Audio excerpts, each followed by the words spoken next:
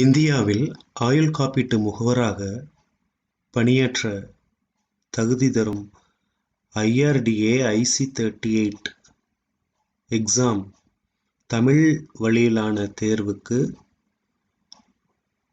பயிற்சி பெறும் online video தேர்வு எண் 3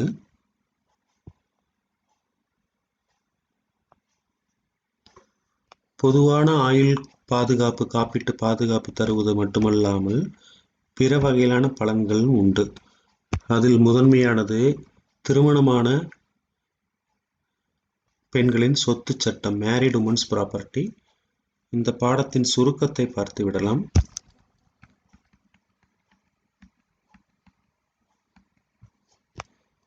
திருமணமான பெண்களின் சொத்து சட்டம் 6 1874 மனைவி மற்றும் குழந்தைகளுக்கு ஒரு ஆயுள் காப்பீட்டின் கீழ் நலன்களின் பாதுகாப்பை வழங்குகிறது.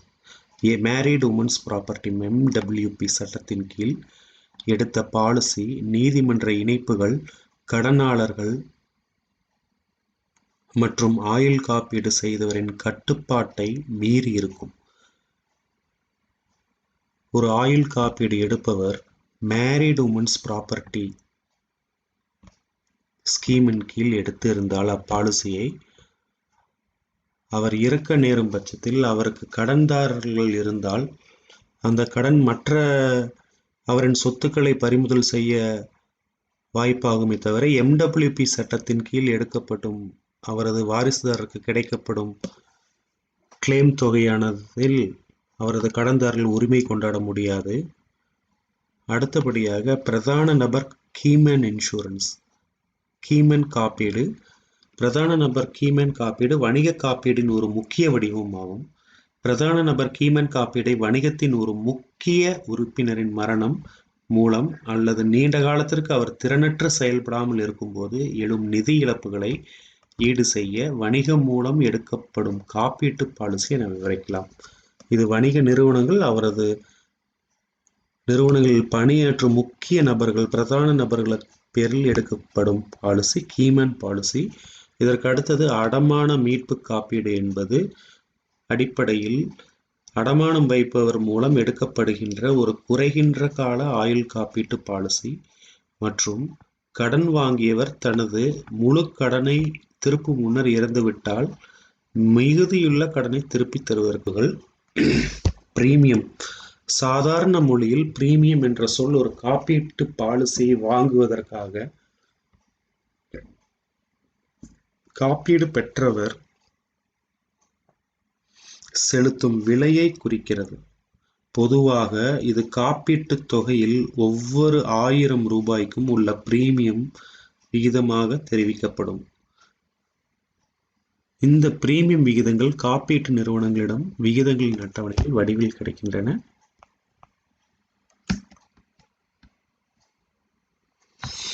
சாதாரண மொழியில் பிரீமியம் என்ற சொல் ஒரு காப்பீட்டு பாலிசி வாங்குவதற்கான காப்பீடு பெறுவர் செலுத்தும் விலையை குறிக்கிறது. ஆயுள் காப்பீட்டு பாலிசியில் பிரீமியம் அமைக்கும் பணியில் இறப்பு, நலன்கள், செலவு மேலாண்மை மற்றும் கையிருப்புகள் கருதப்படுகின்றன.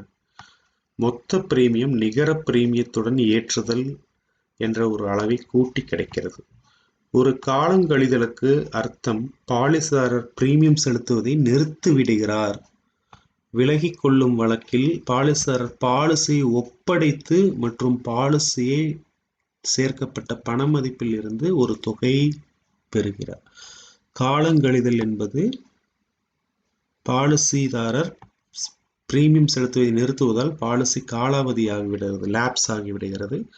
விலகிக் கொள்வது என்பது பாலிசியிலிருந்து சரண்டர் செய்வது, ஒப்படைப்பது.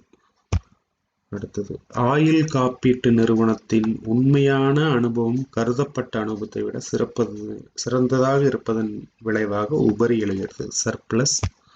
உபரி நிதி ஒதுக்கீடை கடன் தீர்க்கும் திறனுக்காக மற்றும் சுதந்திரமான சொத்துக்கள் அதிகரிப்பாக தக்க வைத்துக் கொள்ள முடியும். போனஸின் மிக பொதுவான வடிவம் மாற்றி அமைப்பு போனஸ் ஆகும். விவரங்கள் வழங்குவதற்காக காப்பீடு நிறுவனம் பயன்படுத்தும் ஒரு முறையான சட்ட ஆவணமாகும். தகவல் ஏடு. முன்மொழிவை தயாரிக்க பயன்படுகின்ற விண்ணப்ப ஆவணம் பொதுவாக முன்மொழிவு படிவம் என அறியப்படுகிறது. ஆரோக்கியம், உணவு பழக்கம், தொழில் வருமானம் மற்றும் குடும்ப விவரங்களை முகவர் தன் அறிக்கையில் குறிப்பிட வேண்டும்.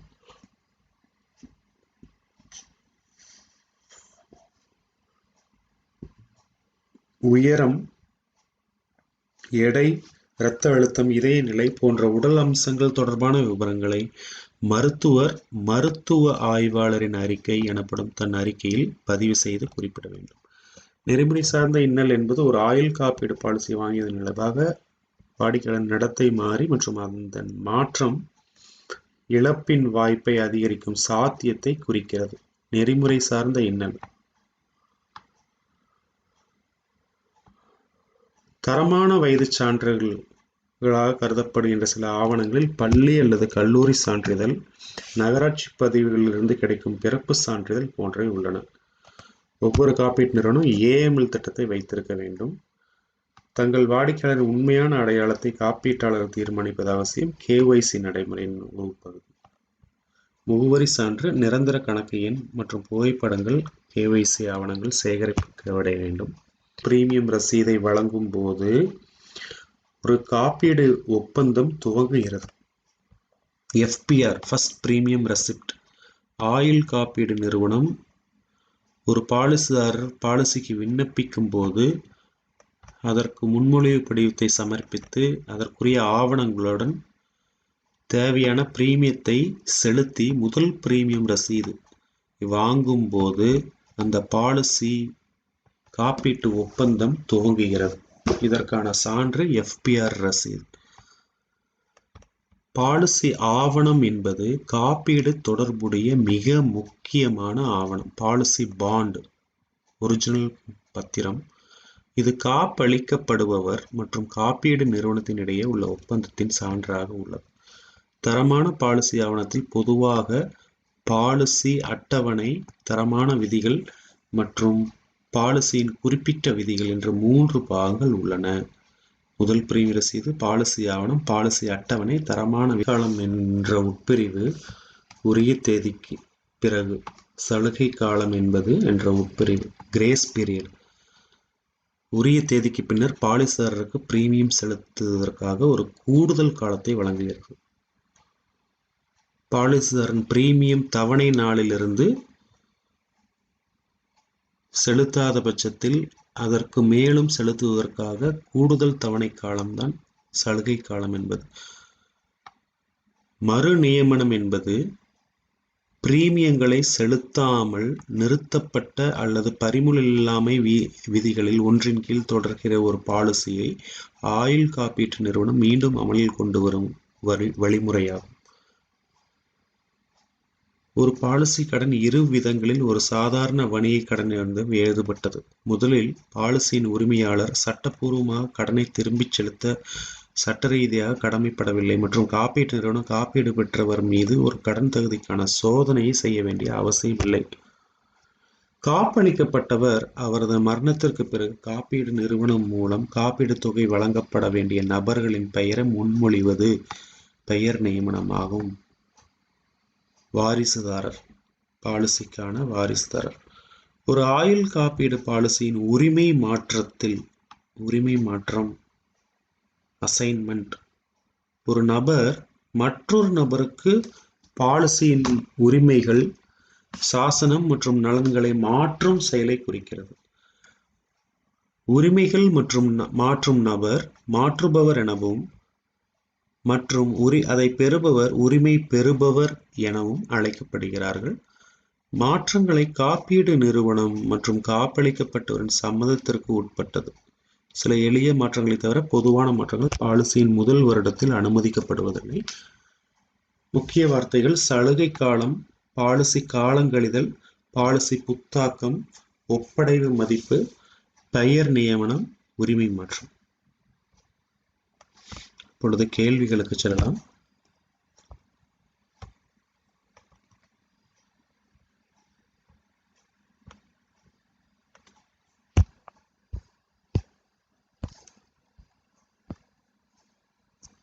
முதல் கேள்வி: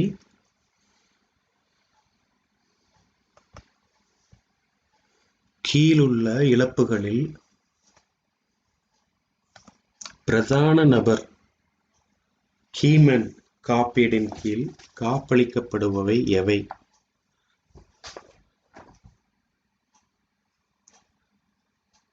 ஒரு பிரதான நபர் வேலை செய்ய முடியாத போது ஏற்படும் நீண்ட காலம் தொடர்பான இழப்புகள். அடுத்த கேள்வி,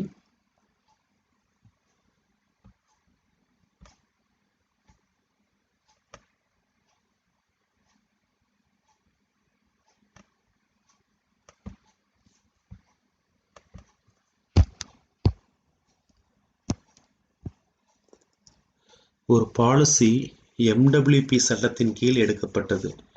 பாலிசிதாரர் பாலிசியின் நன்மைகளை நிர்வகிப்பதற்கு ஒரு சிறப்பு அறங்காவலர் நியமிக்கவில்லை என்றால் பாலிசியின் கீழ் பாதுகாக்கப்பட்ட தொகை டேஷிற்கு வழங்கப்படும்.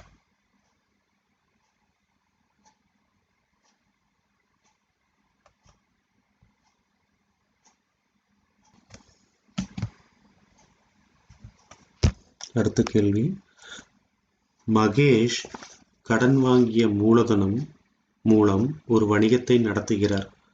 அவரது மறைவுக்கு பின்னர் அனைத்து கடன் வழங்குனர்களும் மகேஷ் சொத்துக்களை முடிந்தவரை எடுத்துக்கொள்ள முயற்சி செய்கின்றனர். கீழே உள்ள சொத்துக்களில் எந்த சொத்துக்களை கடனாளர்களால் தொட முடியாது? நாம சுருக்க விவரத்தில் பார்த்தது போல மகேஷ் பெயரில் உள்ள சொத்து, வங்கி கணக்குகள், சொந்தமான பரஸ்பர நிதிகள் அனைத்தையும் அவரது கடனாளர்களால் தொட முடியும்.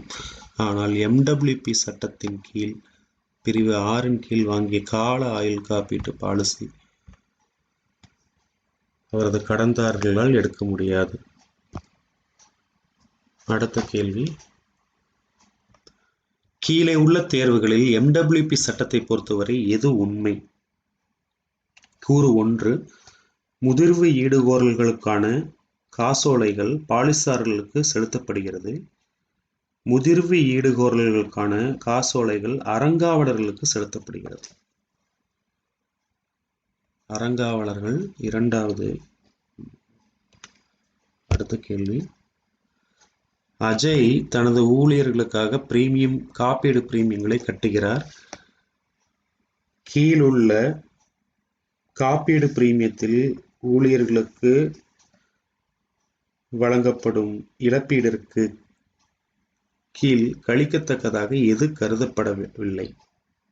தேர்வு 1, ஊழியருக்கு வழங்கப்பட வேண்டிய நன்மைகளை கொண்டுள்ள உடல்நல காப்பீடு. தேர்வு 2, அஜய்க்கு நன்மைகளை வழங்க வேண்டிய பிரதான நபர் கீமன் ஆயுள் காப்பீடு.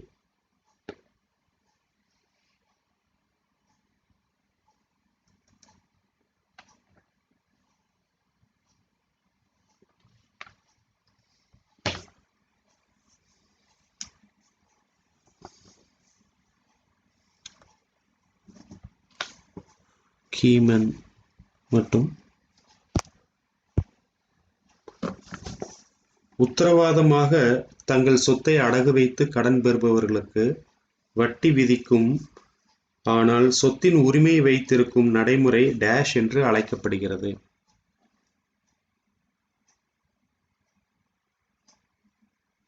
மார்ட்கேஜ், அடமானம்.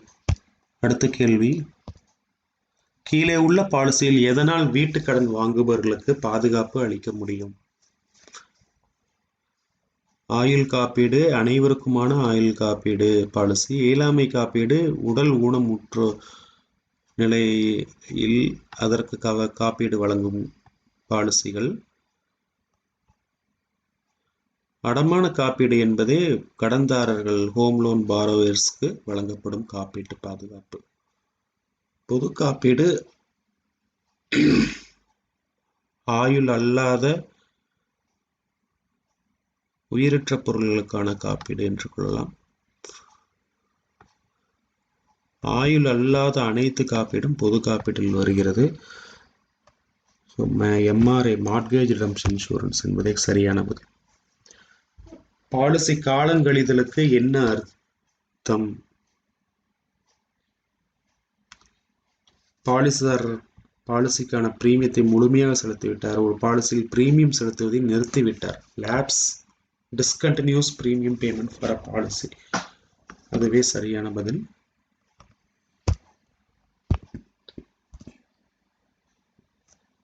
அடுத்த கேள்வி, யூலிப்களின் வழக்கில் முதலீட்டு அபாயத்தை தாங்குவது யார்? யூலிப் என்றால் யூனிட் லிங்க்டு இன்சூரன்ஸ் பாலிசி, பங்குச்சந்தை சார்ந்த பாலிசிகள். இந்த முதலீட்டில்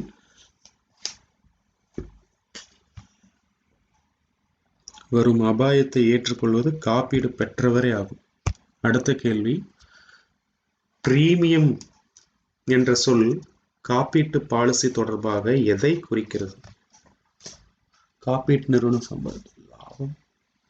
பாலிசி வாங்குவதற்காக ஒரு காப்பீடு பெறுபவர் கட்டும் விலையை. அடுத்த கேள்வி, கீழுள்ளதில் எது ஆயுள் காப்பீட்டு பிரீமியம் நிர்ணயிக்கும் ஒரு காரணி அல்ல?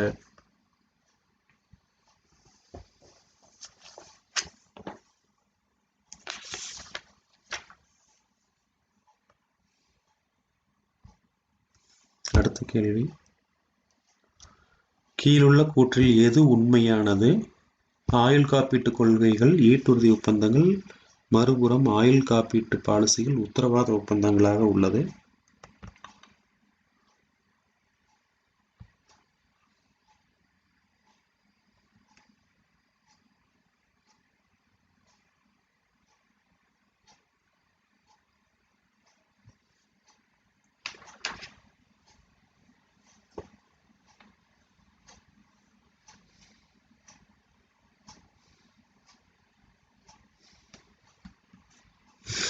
இந்த ஒரு பாலிசியிலிருந்து விலகிக் கொள்ளுதல் என்றால் என்ன?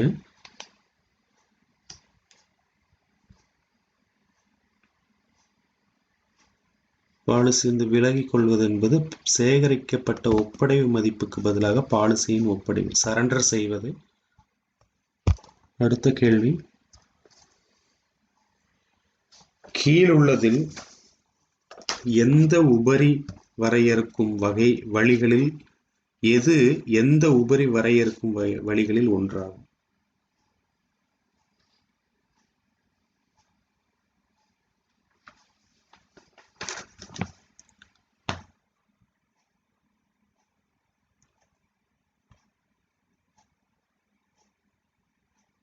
உபரி என்பது கடன் பொறுப்புகளை விட சொத்துக்களின் மதிப்பு அதிகம், சர்ப்ளஸ். கீழுள்ளதில் எது யூலிப் பிரீமியங்களின் ஒரு கூறு இல்லை? பாலிசி ஒதுக்கீடு கட்டணம், பாலிசி அலோகேஷன் சார்ஜ், முதலீட்டு அபாய பிரீமியம், இன்வெஸ்ட்மெண்ட் ரிஸ்க் பிரீமியம், இறப்பு கட்டணம், மார்டாலிட்டி சார்ஜ். இது அனைத்தும் யூலிப்புகளில் உண்டாகும். சமூக பாதுகாப்பு கட்டணம் யூலிப்பின் ஒரு அங்கம் அல்ல. ஆயுள் காப்பீட்டு நிறுவனங்கள் டேஷ் அடிப்படையில் செலுத்தப்படும் பிரீமியத்தின் மீது வாங்குவோருக்கு தள்ளுபடி வழங்கலாம். தேர்வு செய்யும் காப்பீடு தொகை. வட்டி விகிதங்கள் பிரீமியம் நிர்ணயிக்கும் போது பயன்படுத்தப்படும் முக்கிய கூறுகளில் ஒன்றாக உள்ளன. கீழே உள்ளதில் எந்த கூறு வட்டி விகிதங்கள் குறித்து சரியானதாக உள்ளது?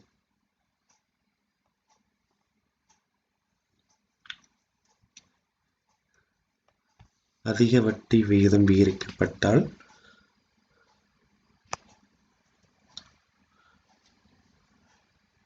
கீழே உள்ளதில் எந்த கூறு சரியானதாக உள்ளது?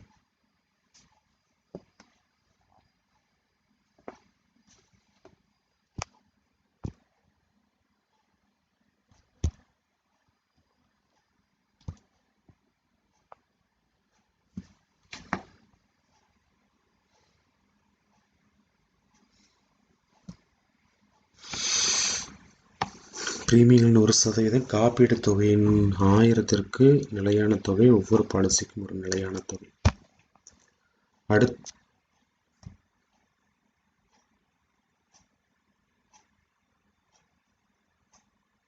அடுத்த கேள்வி, காப்பீட்டு நிறுவனங்கள் மூலம் சொத்துக்களை மதிப்பீடு செய்யப்படும் போது ஆயுள் காப்பீட்டு நிறுவனம் அதன் சொத்துக்களை வாங்கிய அல்லது பெற்ற மதிப்பாக டேஷ் உள்ளது.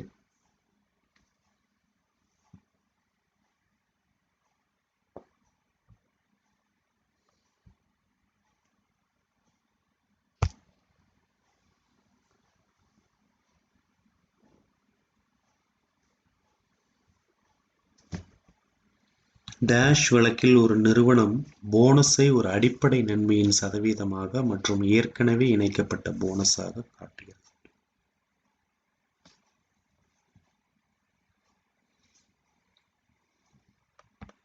அடுத்த கேள்வி, பாலிசிதாரர் ஒரு பாலிசியை வாங்கி அதை விரும்பவில்லை என்றால் டேஷ் காலத்திற்குள் அதை திரும்பி மற்றும் பணத்தை திரும்ப பெற முடியும். During the dash period, if the policyholder has bought a policy and does not want it, she can return it and get a refund. இலவச பார்வை free look period. கீழ் உள்ளதில் தரமான வயது சான்றிற்கான உதாரணம் எது? ரேஷன் அட்டை கிடையாது, ஜாதகம் அல்ல, கிராம ஊராட்சி சான்றிதழும் அல்ல, பாஸ்போர்ட் ஆகும். தரமான வயது சான்றிதழ். கீழ் உள்ளதில் எது நெறிமுறை சார்ந்த இன்னல் காரணமாக ஏற்படுகிறது? வாங்கியதை தொடர்ந்து அதிகரித்த அபாய நடத்தை, வாங்குவதற்கு முன் அதிகரித்த அபாய நடத்தை, தொடர்ந்து அதிகரித்த குறைந்த அபாய நடத்தை.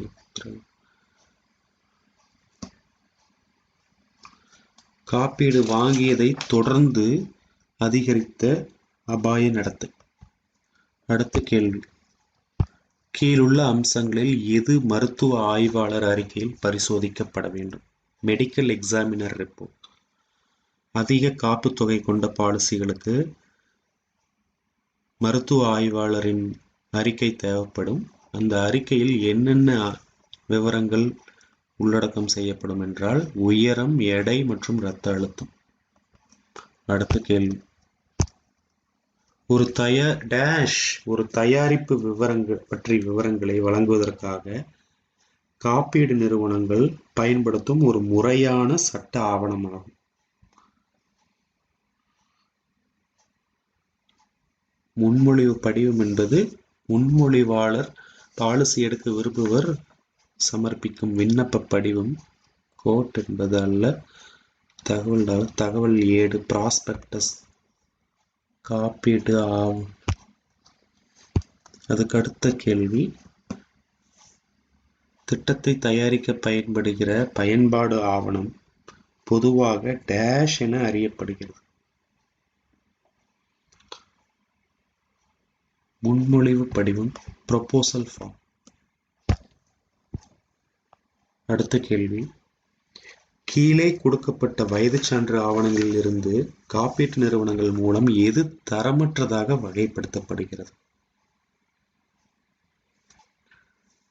பள்ளி சான்றிதழ், identity card, defence ID card, baptism certificate அனைத்தும் தரமான வயது சான்றுகள் என்று எடுத்துக்கொள்ளப்படுகிறது. ரேஷன் கார்டு சரியான பதில். அடுத்த கேள்வி, பாலிசிதாரர் ஒரு பாலிசியை வாங்கி அதை விரும்பவில்லை என்றால் இலவச பார்வை காலத்திற்குள், அதாவது பாலிசியை பெற்ற டேஷ் நாட்களுக்குள் அதை திருப்ப முடியும். ஃப்ரீ லுக் பீரியட் என்பது, இலவச பார்வை காலம் என்பது 15 நாட்கள். அடுத்த கேள்வி, பணச்சலவை என்பது டேஷ்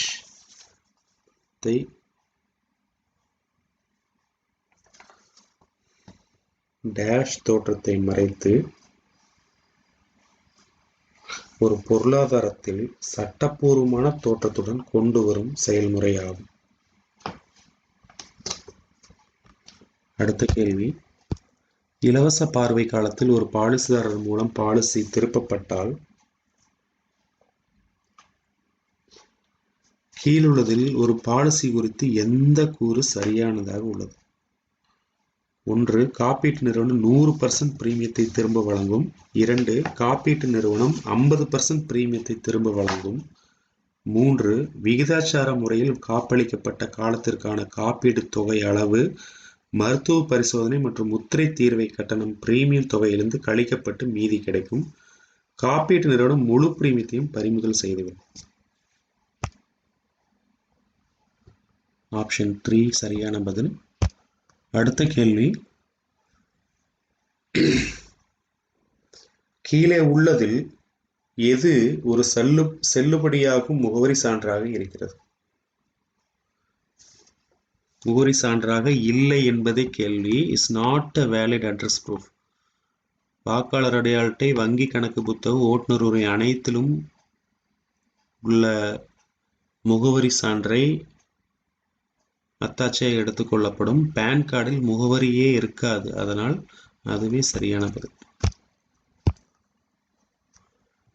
முதல் பிரீமியம் ரசீது FPR என்ன சுட்டிக்காட்டுகிறது? மிகவும் பொருத்தமான விருப்பத்தை தேர்ந்தெடுக்கும். இலவச பார்வை காலம் முடிவடைந்தது. இது பாலிசி ஒப்பந்தம் தொடங்கியதற்கான சான்று. பாலிசி சுருக்க விவரத்தில் பார்த்தோம். அடுத்த கேள்வி, காப்பீட்டு நிறுவனம் மற்றும் காப்பீடு பெற்றவரிடையே ஒப்பந்தத்திற்கு சான்றாக பின்வரும் ஆவணங்களில் எது உள்ளது?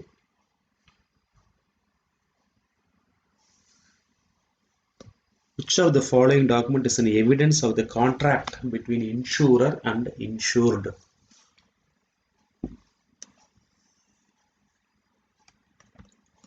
பாலிசி பத்திரம், பாலிசி ஆவணம், பாலிசி டாக்குமெண்ட்.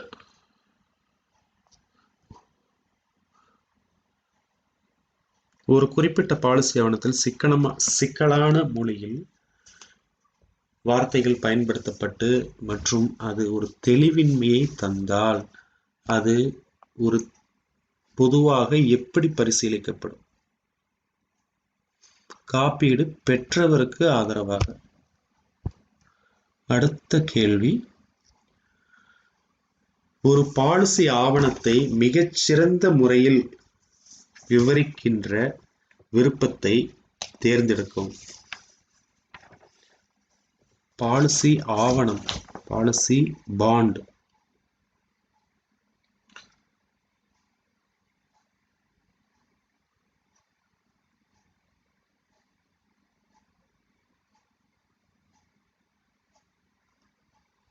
காப்பீட்டு ஒப்பந்தத்தின் சான்றாக உள்ளது. அடுத்த கேள்வி,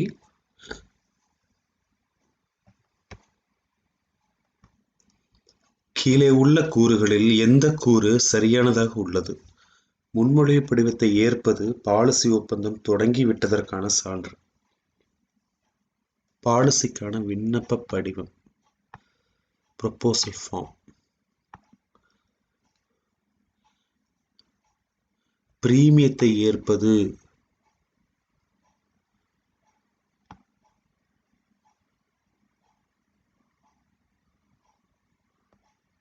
FPR முதல் பிரீமியம் ரசீது பாலிசி தொடங்கப்பட்டதற்கான சான்று. சுருக்கத்திலேயே பார்த்தோம். அடுத்த கேள்வி, முதல் பிரீமியத்திற்கு பின்னர் காப்பீட்டு நிறுவனம் பெறும் அடுத்த பிரீமியங்களுக்கு நிறுவனம் டேஷ் வழங்கும். For the subsequent premiums received by this insurance company after the first premium. முதல் பிரீமியம் ரசீது வாங்கியதற்கு பிறகு அடுத்த தவணை பிரீமியம், ஒவ்வொரு தவணை பிரீமியத்திற்கும் புதுப்பித்தல் பிரீமியம் ரசீது வழங்கப்படும். Renewal premium receipt. அடுத்த கேள்வி, காப்பீடு பெற்றவர் அசல் காப்பீட்டு பாலிசி ஆவணத்தை இழந்தால் என்ன நடக்கும்?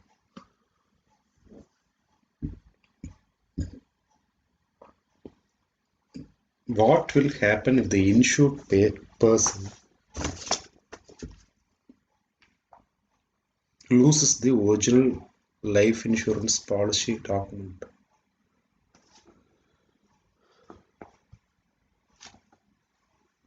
நகல் பாலிசி வழங்கும் காப்பீடு ஒப்பந்தம்.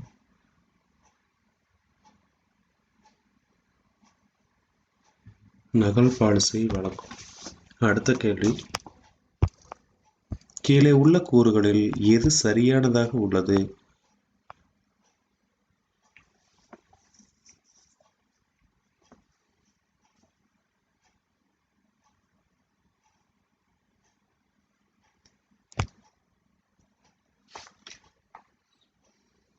பாலிசி ஆவணம் ஒரு தகுதி வாய்ந்த அதிகாரியால் கையெழுத்திடப்பட வேண்டும். ஆனால் இந்திய முத்திரை சட்டத்தின்படியும் முத்திரையிடப்பட்டிருக்க வேண்டும். இரண்டும் நடந்திருக்க வேண்டும். அடுத்த கேள்வி, கீழே உள்ளதில் எது ஒரு தரமான காப்பீடு பாலிசி ஆவணத்தின் முதல் பகுதி? பாலிசி அட்டவணை, தரமான விதிகள், குறிப்பிட்ட பாலிசி விதிகள், ஈடுகோரல் நினைவு. பாலிசி அட்டவணை, பாலிசி ஷெட்யூல் பாலிசி ஆவணத்தின் முதல் பகுதி. அடுத்த கேள்வி, ஒரு தரமான காப்பீடு பாலிசி ஆவணத்தில் தரமான விதிகள் பிரிவில் கீழுள்ளதில் எதை பற்றிய தகவல் இருக்கும்? In a standard insurance policy document, the standard provision sections will have information on which of the below?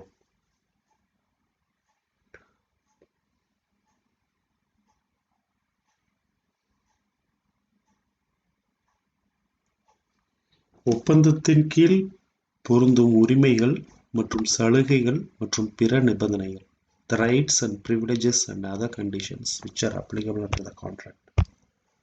அடுத்த கேள்வி, ஒப்பந்தம் எழுதும் நேரத்தில் கர்ப்பமாக உள்ள பெண் கர்ப்பத்தின் காரணமாக மரணம் அடைவதை முன்கூட்டியே விளக்கும் ஒரு விதி தரமான பாலிசி ஆவணத்தில் எந்த பிரிவில் சேர்க்கப்படும்?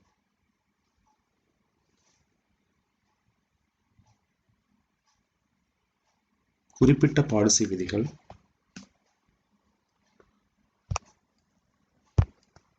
அடுத்த கேள்வி, எந்த சூழ்நிலையில் பாலிசிதாரர் ஒரு நியமிக்கப்பட்டவரை நியமிக்க வேண்டும்? Under what circumstances would the policyholder need to appoint an appointee? காப்பீடு பெற்றவர் சிறாராக இருக்கிறார், பெயர் நியமிக்கப்பட்டவர், அதாவது வாரிசுதாரர் பெயர் நியமிக்கப்பட்டவர் சிறாராக இருக்கும் பட்சத்தில் அவருக்கு 18 வயது நிறைவடையும் வரை அவருக்கு அப்பாயிண்டியாக நியமிக்கப்பட்டவர் ஒருவரை நியமிக்க வேண்டும். சரியான பதில் 2. அடுத்த கேள்வி, கீழே உள்ள அறிக்கையில் பெயர் நியமனம் குறித்து எது தவறானது?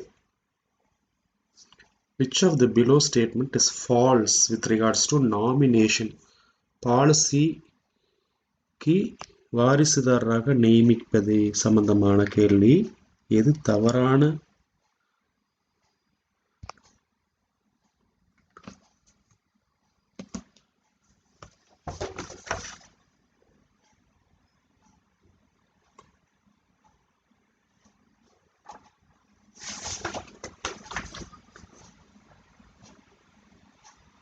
பெயர் நியமிக்கப்பட்டவருக்கு ஈடுகோரல் மீது முழு உரிமை உள்ளது. A nominee has full rights on the whole of the claim. அடுத்த கேள்வி, உத்தரவாதமான ஒரு ஒப்படைவு மதிப்பை பாலிசி பெறும் பொருட்டு சட்டத்தின்படி எவ்வளவு காலத்திற்கு பிரீமியங்களை கட்ட வேண்டும்? அதாவது பாலிசி ஆரம்பித்து எவ்வளவு காலம் கழித்து ஒரு பாலிசியை சரண்டர் செய்து ஒப்படைவு மதிப்பை பெற முடியும்?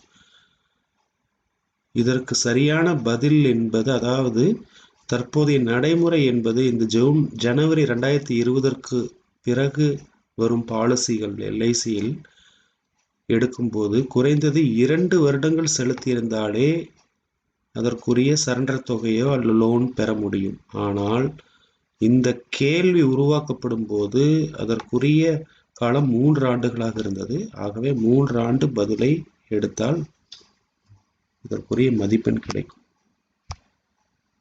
அடுத்த கேள்வி, ஒரு பாலிசி காலங்கழிந்ததாக எப்போது கருதப்படும்? உரிய தேதியில் பிரீமியங்கள் கட்டப்படவில்லை என்றால், உரிய தேதிக்கு முன்னர் பிரீமியங்கள் கட்டப்படவில்லை என்றால், சலுகை காலத்தில் கூட பிரீமியம் கட்டப்படவில்லை என்றால், பாலிசியை ஒப்படைத்திருந்தால். காலங்கழிந்தது என்பது லேப்ஸ் ஆகும். ஆகவே சலுகை காலத்திற்குள் பிரீமியத்தை செலுத்தாமல் இருந்தால் பாலிசி காலாவதியாகும், காலங்கழிந்ததாக ஆகும். அடுத்த கேள்வி, காப்பீடு பாலிசியின் சலுகை காலம் குறித்து கீழுள்ள அறிக்கையில் எது சரியானதாக உள்ளது? தரமான சலுகை காலத்தின் அளவு 1 மாதம், தரமான சலுகை காலத்தின் அளவு 30 நாட்கள், தரமான சலுகை காலத்தின் அளவு 1 மாதம் அல்லது 30 நாட்கள், தரமான சலுகை காலத்தின் அளவு 1 மாதம் அல்லது 31 நாட்கள். இதற்கு சரியான பதில் 31 நாட்கள். ஆனால் நடைமுறையில் சமீபத்திய நடைமுறையின்படி 1 மாதம் அல்லது 30 நாட்களே அதற்கான நடைமுறையாகும். ஆனால் இந்த கேள்வி எழுதப்படும் காலத்தில் 1 மாதம் அல்லது 31 நாட்கள் இருந்ததால் அதை குறிக்கவும். அடுத்த கேள்வி, பாலிசிதாரர் உரிய தேதிக்குள் பிரீமியம் கட்டவில்லை மற்றும் சலுகை காலத்திற்குள் இறந்துவிட்டால் என்ன நடக்கும்? காப்பீட்டு நிறுவனம் உரிய தேதிக்குள் பிரீமியத்தை கட்டாததால் பாலிசி செல்லாதாக்கிவிடும் மற்றும் ஈடுகோரலை நிராகரித்துவிடும். காப்பீட்டு நிறுவனம் ஈடுகோரலை கொடுத்துவிடும் மற்றும் செலுத்தப்படாத கடைசி பிரீமியத்தை தள்ளுபடி செய்துவிடும். காப்பீட்டு நிறுவனம் செலுத்தப்படாத பிரீமியத்தை கழித்த பிறகு ஈடுகோரலை கொடுத்துவிடும். காப்பீட்டு நிறுவனம் வங்கி சேமிப்பிற்கான வட்டி விகிதத்திற்கு மேலே 2% வட்டி.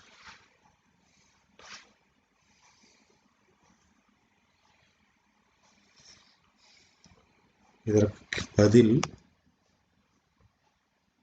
காப்பீட்டு நிறுவனம் ஈடுகோரலை கொடுத்துவிடும் மற்றும் செலுத்தப்படாத கடைசி பிரீமியத்தை தள்ளுபடி செய்துவிடும்.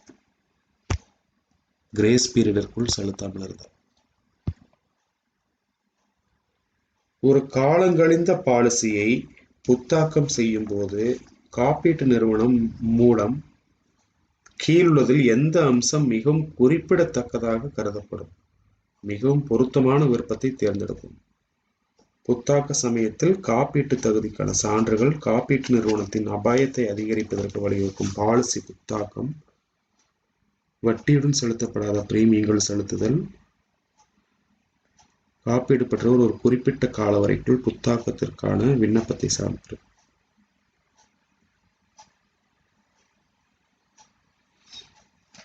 புத்தாக்கத்திற்கு அந்த சமயத்தில் காப்பீட்டு தகுதிக்கான தேவையான சான்றுகள், எவிடன்ஸ் ஆஃப் இன்சூரபிலிட்டி அட் ரிவைவல். அடுத்த கேள்வி,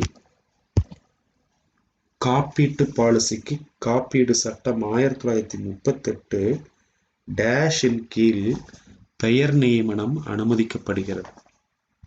For an insurance policy, nomination is allowed under dash section of the Insurance Act 1938. இதற்கான பதில் பிரிவு 39. கேள்விகள் முடிந்தன. இதற்கு தேவைப்படின் உங்கள் மெயிலுக்கு இதற்கு இந்த பதில்கள் உங்கள் வருமாறு செய்துவிடலாம். உங்கள் மெயில் ஐடி கொடுத்து சப்மிட் செய்தலாம்.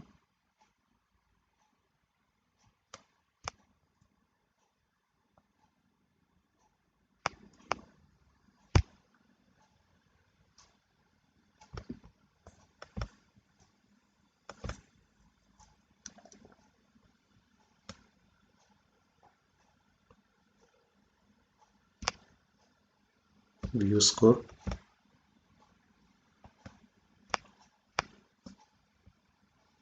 நாற்பத்தெட்டு மதிப்பெண்கள் கிடைத்திருப்பது.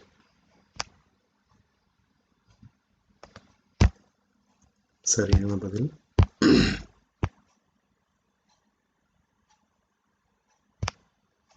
தவறாக எடுத்துவிட்டோம். பச்சையாக இருப்பதெல்லாம் சரியான பதில்கள். சிவப்பில் இருந்தால் அது தவறான, அதில் அதற்கு பதிலளிக்கவில்லை, அதனால் தவறாக பதில்.